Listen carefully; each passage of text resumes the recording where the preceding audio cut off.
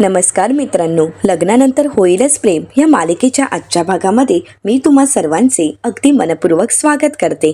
आजच्या भागामध्ये आपल्याला पाहायला मिळतं, रम्या जीवावर खूप चिडलेली असते। ती जीवाला जाब विचारत म्हणते, जीवा मला सांग, या घरात पार्थने सगळ्यात जास्त जीव कोणाला लावलाय? अरे सांग ना। परंतु जीवा काहीच बोलत नाही। तर रम्या म्हणते, तुला आणि त्या काव्याला लावला, पण तुम्ही दोघांनी काय केलं? त्याचा विश्वासघात केलात। आज तुमच्यामुळे पारची ही अशी अवस्था झाली आहे।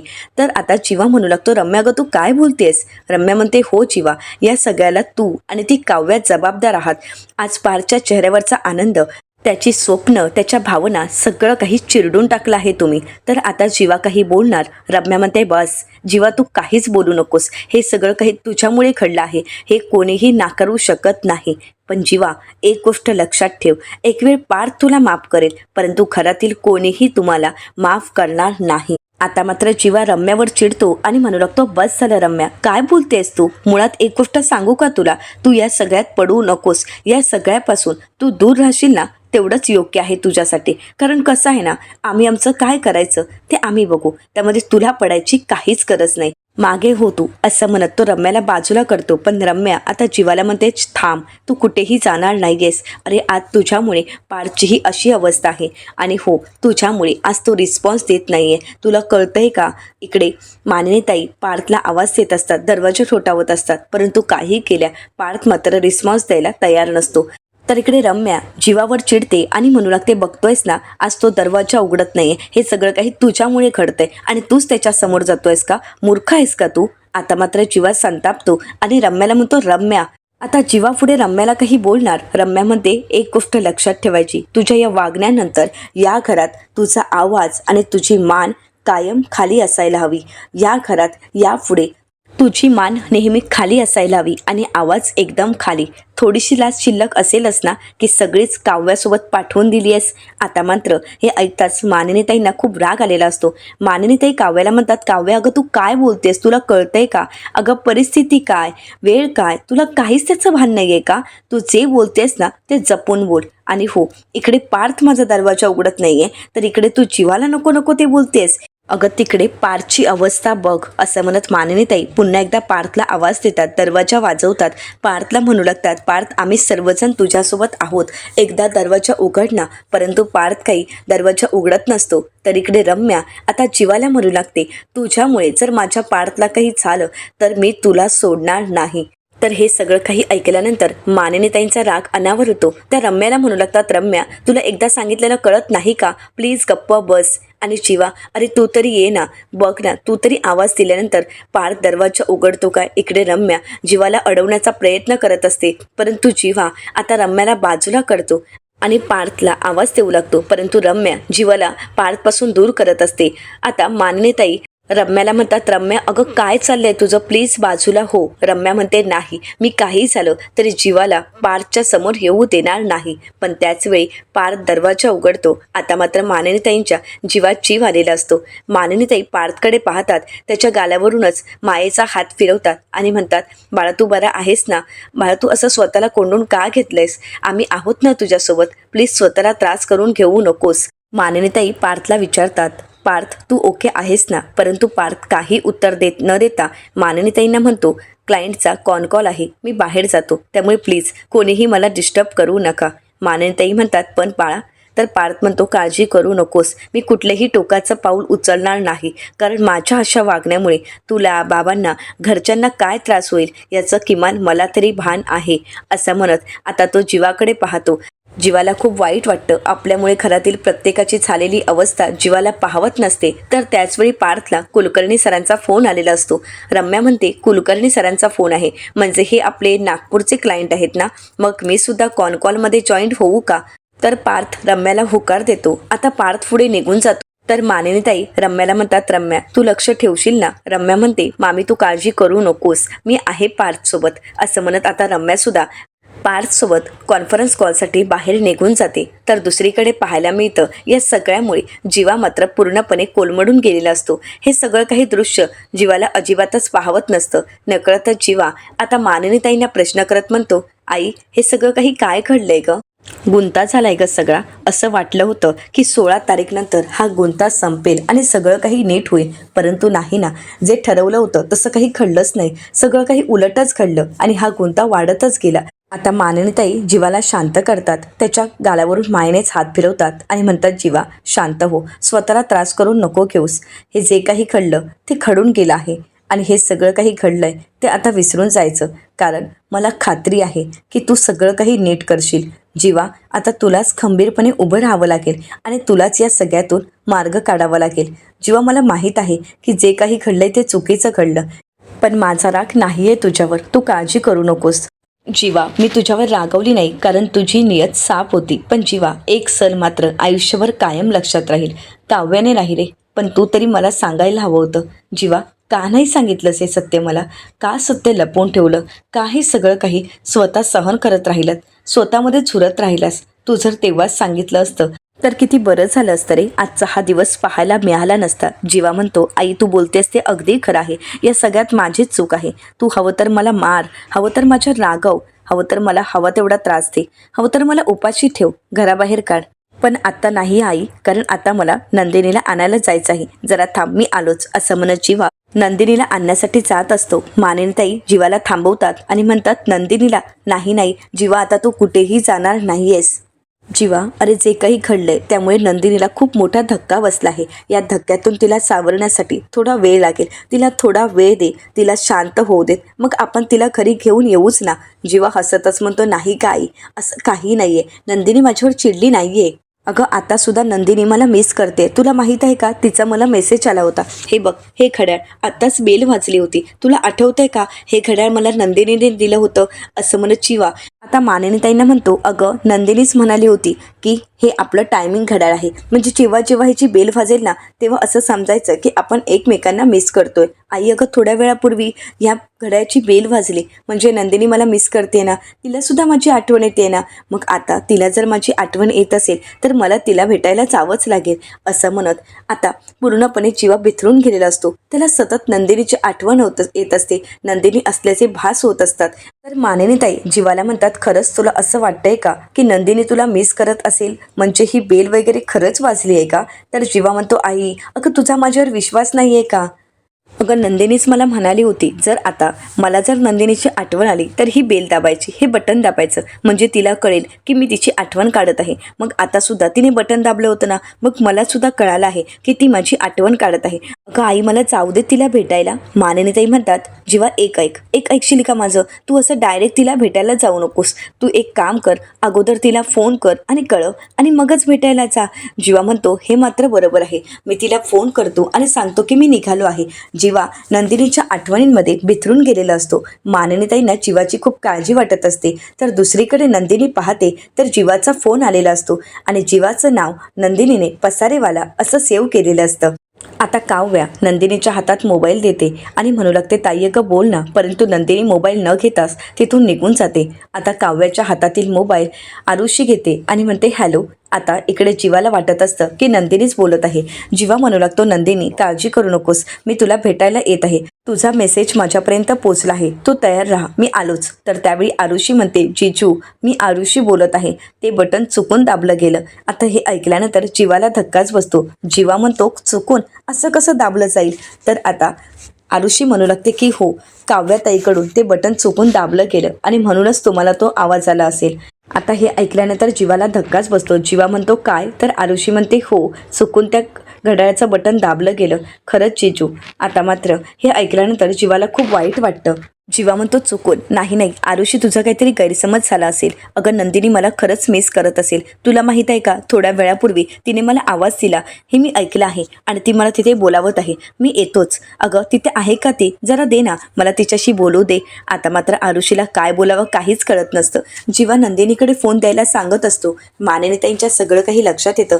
मानिनीताई जीवाला म्हणतात, 1 मिनिट दे इथे, असं म्हणत मानिनीताई मोबाईल घेतात आणि आरुषीला म्हणू लागतात, आरुषी तू आता ताईची काळजी घे आणि हो, ताईला नंतर फोन करायला सांग.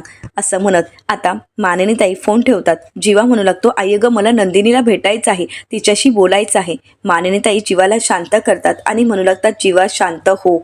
नंदिनीच्या आठवणीने जीवा मात्र पूर्णपणे कोलमडून गेलेला असतो. जीवा खूप रडत असतो. मानेताईंना आपलं मन व्यक्त करत जीवा म्हणू लागतो, चुकून झालं आई, हे सगळं काय होऊन बसलंय ग. जीवाचे डोळे पाणावलेले असतात. जीवा नकळतच मानेताईंना प्रश्न करत म्हणतो, हे सगळं काही नीट होईल ना? हे सगळं काही नीट होऊन माझी नंदिनी परत खरी येईल ना? ती माझ्या आयुष्यात येईल ना परत? बोल ना. आता मात्र मानेताईंनाही खूप वाईट वाटतं. त्यांचेही अश्रू अनावर होतात. जीवा नकळतच मानेताईंना प्रश्न करत म्हणतो, आई, नंदिनी मला एकदा तरी फोन करेल ना? आता मात्र जीवाला खूप रडू कोसळतं. मानेताई त्याला जवळ घेतात, त्याला सावरतात आणि म्हणतात, जीवा तू शांत हो, सगळं काही ठीक होईल, तू काळजी करू नकोस जीवा, आणि तू एवढा अस्वस्थही होऊ नकोस, सगळं काही पूर्वीसारखं होणार. फक्त तू स्वतःवर विश्वास ठेव. तू तुझ्यावर विश्वास ठेवलात ना तर गमावलेली सगळी नाती पुन्हा एकदा जोडू शकतोस. त्यामुळे जीवा, तू खंबीर राहायचं आहे. आणि जीवा, मी तुझ्यासोबत आहेच ना, तू काळजी करू नकोस. आणि एक गोष्ट लक्षात ठेव, जे तुझं आहे ना ते तुझंच असणार आहे, ते कुठेच जाणार नाही. जीवा म्हणतो, हो आई, जे माझं आहे ना ते माझंच असणार, आणि जे स्वतःहून माझ्याकडे नाही आलं तर मी ते वळवून माझ्याकडे आणेन, परंतु माझं ते मी घेऊन येणारच. तर मानेताई जीवाला शांत करतात, त्याला आधार देतात. परंतु जीवाची झालेली ती अवस्था मानेताईंना पाहवत नसते. तर दुसरीकडे या सगळ्या सत्यामुळे आता नंदिनी सुद्धा पूर्णपणे कोलमडून गेलेली असते. आत्ताच कुठेतरी तिने जीवासोबत नवीन संसाराची सुरुवात करायची स्वप्न पाहिलेली असतात, परंतु क्षणार्धात तिची स्वप्न कळून पडलेली असतात. नंदिनी त्या गोष्टीमध्ये हरवून गेलेली असते. आणि त्याचवेळी नंदिनीचे बाबा त्या ठिकाणी येतात आणि नंदिनीला म्हणतात, नंदिनी बाळा, असा विचार करू नकोस, स्वतःला त्रास करून घेऊ नकोस. परंतु आज मला कळालं आहे, बाप म्हणून मीच फेल झालो आहे ग. सगळ्यात पहिल्यांदा ज्यावेळी देशमुखांचं स्थळ आलं त्याचवेळी मी जर हे स्थळ नाकारलं असतं तर हे सगळं काही घडलंच नसतं. खरंच आज मला या गोष्टीचा पश्चाताप होतो आहे. पण त्या घरात गेल्यानंतर मला वाटलं होतं की वसुंधरा तुमच्या संसारात तुम्हाला त्रास देईल, परंतु इथे तर माझ्याच मुलीने तिच्या मोठ्या ताईचा संसार उधळून लावला आहे. आज हे सगळं काही घडलं आहे ते काव्यामुळे घडलं आहे. नंदिनी, काळजी करू नकोस, मी तुझ्यासोबत कायम असणार आहे, पण त्या काव्याला मी कधीच माफ नाही करणार. तर नंदिनी आता बाबांना विचारते, बाबा, आई कधी येणार आहे? तर आता नंदिनीचे वडील नंदिनीला म्हणतात, आई उद्या येईलच, उद्याची तिची फ्लाईट आहे. पण ती आल्यानंतर, तिला सत्य कळाल्यानंतर तिची सुद्धा अगदी माझ्यासारखीच अवस्था होणार आहे. पण ती काव्याला माफ नाही करणार. काव्याला ती चांगला जाब विचारेल, तिची चांगलीच खरडपट्टी काढेल. पण नंदिनी, मी सांगणार आहे शारदाला की आता नंदिनीच्या मागे लागू नकोस. नंदिनी म्हणते, म्हणजे मागे लागू नकोस याचा अर्थ काय होतो बाबा?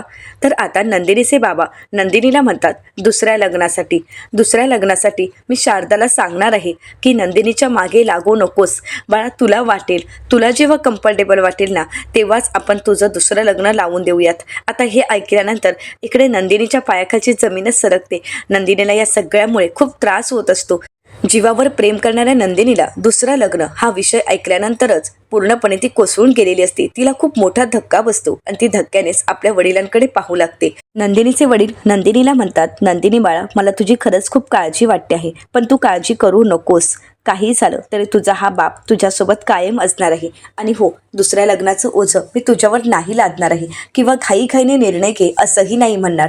आज माझ्यामुळे माझ्या मुलीचं पहिलं लग्न तर मोडलं आहे, परंतु दुसऱ्या लग्नाचा निर्णय हा तुझाच असेल आणि तुझा निर्णय हा अंतिम असेल. तू जो निर्णय घेशील तो निर्णय आम्हालाही मान्य असेल. आता नंदिनीचे बाबा तिथून निघून जातात, परंतु बाबांच्या या बोलण्यामुळे आणि दुसऱ्या लग्नाच्या विषयामुळे नंदिनी मात्र पूर्णपणे बिथरून गेलेली असते. तर दुसरीकडे पाहायला मिळतं, कॉन्फरन्स कॉलसाठी पार्थ आता आपल्या पार्किंग एरियामध्ये आलेला असतो. रम्याही तिथे आलेली असते. आता रम्याला वसुआत्या फोन करतात आणि विचारतात, कुठे आहेस ग? रम्या म्हणते, कुठे असणार, आपल्या पार्किंगमध्ये. वसुआत्या म्हणतात, तिथे काय करतेस? रम्या म्हणते, खांदा देते, खांदा देण्यासाठीच आले आहे. आता हे ऐकल्यानंतर वसुआत्यांना धक्काच बसतो. वसुआत्या म्हणतात, कोणाला? तर रम्या म्हणते, आई, अगं असं काय करतेस? चौघांची ही स्वप्न कोसळून गेली आहेत ना, त्यांची राख रांगोळी झाली आहे. मग आता इथे कोसळून गेलेल्या स्वप्नात जी माणसं आपल्या आधाराची वाट पाहत आहेत, जी माणसं आपल्या खांद्याचा आधार घेण्याची वाट पाहत आहेत, त्यांना आता खांदा द्यायला नको का? इथे पार्थला त्याच संधीचा फायदा घेऊन मी खांदा देण्यासाठीच इथे आले आहे. तर आता वसुआत्या म्हणतात, अच्छा, म्हणजे आधाराचा खांदा द्यायचा आहे ना? फार कोसळून गेला असेल ना ग, पूर्णपणे बिथरला असेल. तर रम्यामध्ये माहीत नाही, कारण आम्ही कॉलसाठी आता बाहेर आलो आहोत. आणि फक्त कॉन्फरन्स कॉलसाठी मी त्याच्यासोबत बाहेर आले. पण मला खरं तर वाटलंही नव्हतं की एवढ्या लवकर तो मूव्ह ऑन होईल, एवढ्या लवकर कामाला सुरुवात करेल. वसुआत्या म्हणतात, आता तो कामाला स्वतःला एवढं झोकून घेणार आहे ना की आता आपल्या आयुष्यात कुठली तरी मुलगी होती हे तो सगळं काही विसरून जाणार आहे. स्वतःला विसरण्यासाठी तो दिवस रात्र स्वतःला कामात झोकून घेईल बघ.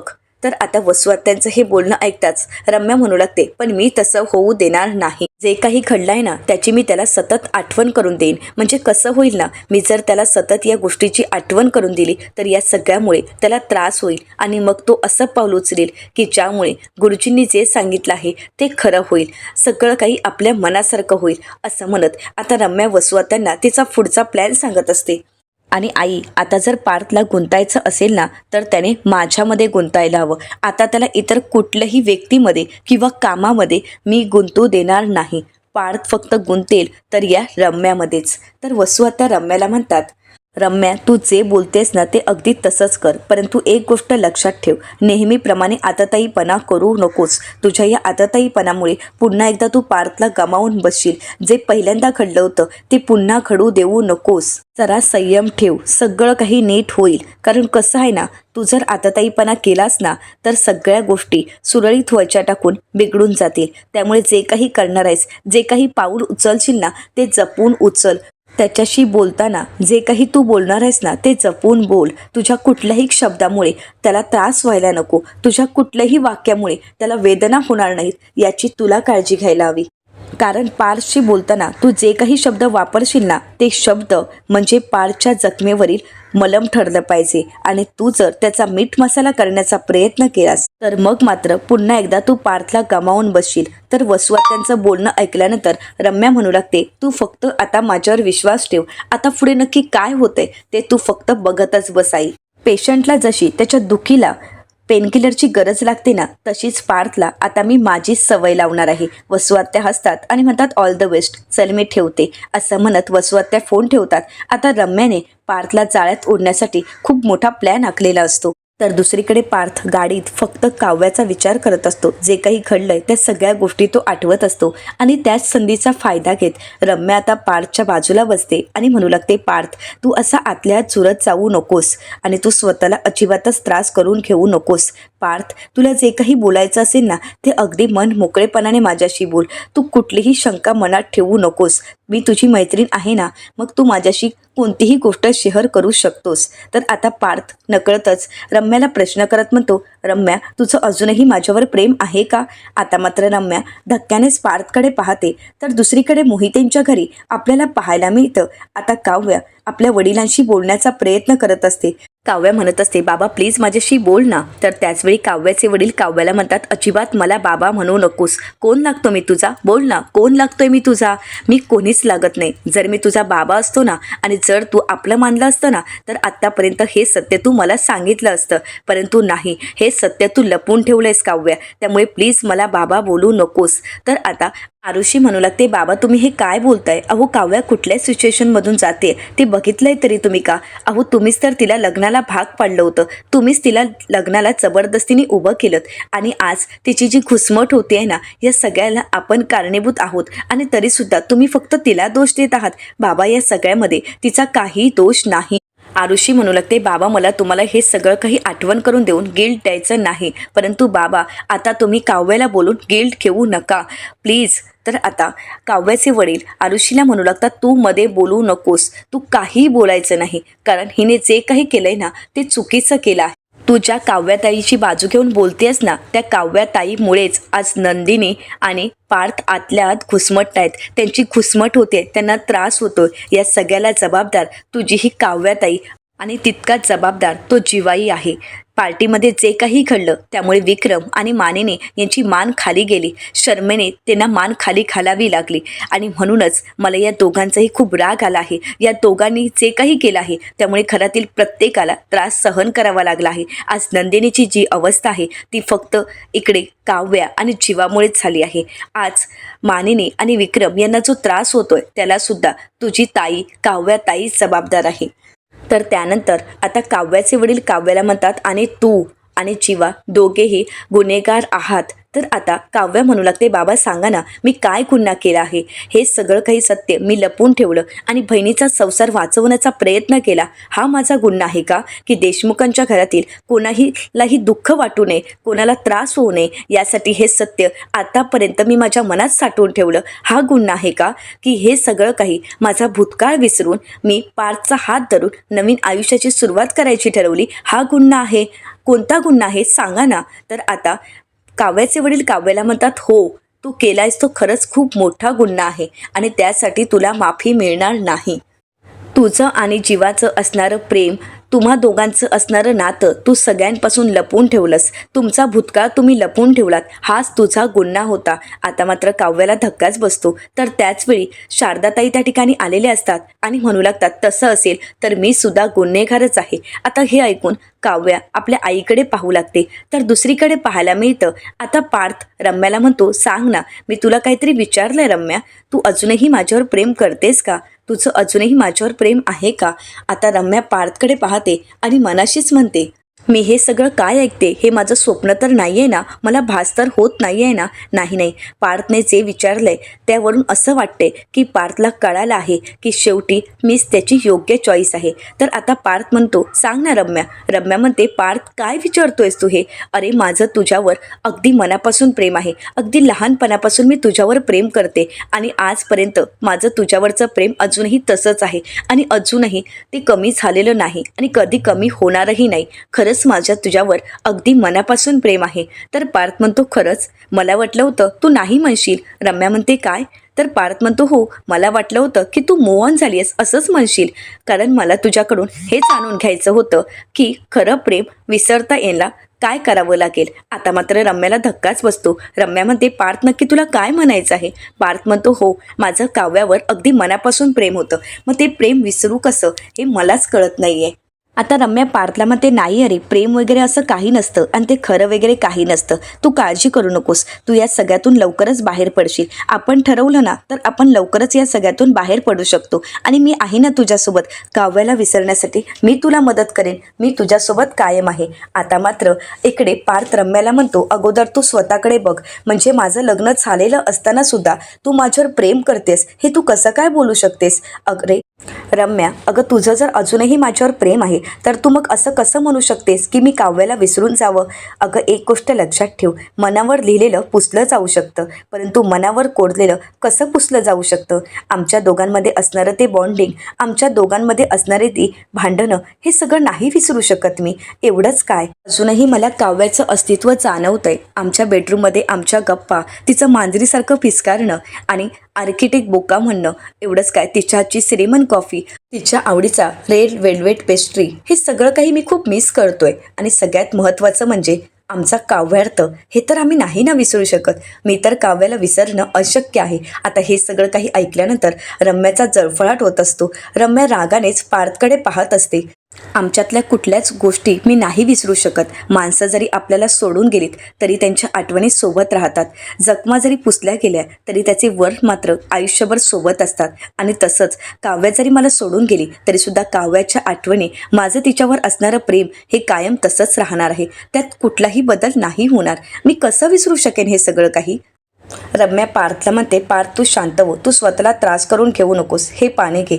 असं म्हणत आता रम्या पार्थला पाणी पिण्यासाठी जाते, परंतु त्याचवेळी पार्थने केलेली अंघोळ त्याला आठवते. पार्थ काव्याला म्हणतो, नकोय मला पाणी, अगोदरच हा पार्थ मेला आहे, आता अंशसुद्धा मेले पाहिजे, मला आता जुन्या गोष्टी आठवायच्या नाहीत. असं म्हणत पार्थ घरात निघून जातो. आता हे ऐकल्यानंतर रम्या खुश होते. रम्या म्हणू लागते, पार्थ एवढ्या लवकर सगळं काही विसरून जायला तयार झाला आहे. पार्थ काळजी करू नकोस, आता सगळं काही विसरायला मी तुला भाग पाडेन, मी आहे तुझ्यासोबत. तर दुसरीकडे पाहायला मिळतं, शारदाताई काव्याच्या बाजूने बोलत म्हणतात की काव्याने कुठल्याही प्रकारचा गुन्हा केला नाही, तो काव्याचा भूतकाळ होता. तर आता काव्याचे वडील म्हणतात, मग तिने कोणाला का नाही सांगितलं? तर आता शारदाताई म्हणतात, तिने मला सांगितलं होतं, लग्नानंतर तिने मला सांगितलं होतं की तिचं जीवावर प्रेम आहे. आता हे ऐकल्यानंतर इकडे काव्याच्या वडिलांना तर धक्का बसतोच, परंतु हे सगळं काही नंदिनीने ऐकलेलं असतं. नंदिनी आवाज देत म्हणते, आई. आता मात्र सर्वच जण शांत होतात. तर येणाऱ्या पुढील भागामध्ये आपल्याला पाहायला मिळतं, नंदिनी आपल्या आईकडे पाहते आणि म्हणू लागते की आता मला माझीच माणसं अनोळखी वाटायला लागली आहेत. म्हणजे म्हणजे नाती संपली, लग्नही संपलं. तर काव्या म्हणते नाही ताई, काहीही संपलं नाही. माझं पार्थवर तेवढंच प्रेम आहे जेवढं जन्मीजयचं तुझ्यावर प्रेम आहे. अजूनही आपली नाती आपण जोडू शकतो. तर दुसरीकडे पाहायला मिळतं वसू आत्या रम्याला म्हणतात, रम्या रडून रडून थकले असतील आणि झोपी गेले असतील, परंतु उद्याचा दिवस यांच्यासाठी नवीन वादळ घेऊन येईल असं म्हणत दोघेही ड्रिंक करायला घेतात. तर दुसऱ्या दिवशी सकाळी पिहू आता रील्स दाखवत जीवाला म्हणू लागते, 16 डिसेंबरची रील व्हायरल झाली आहे. आता नक्की या सगळ्यातून जीवा कशाप्रकारे मार्ग काढेल आणि चौघही पुन्हा कशाप्रकारे एकत्र येतील हे पाहणं अतिशय रंजक ठरणार आहे. मित्रांनो, अशाच मालिकांचे नवनवीन अपडेट पाहण्यासाठी चॅनलला नक्कीच सबस्क्राईब करा. आजचा व्हिडिओ जर आवडला असेल तर व्हिडिओला लाईक करायलाही विसरू नका. व्हिडिओ पाहिल्याबद्दल तुम्हा सर्वांचे अगदी मनपूर्वक धन्यवाद.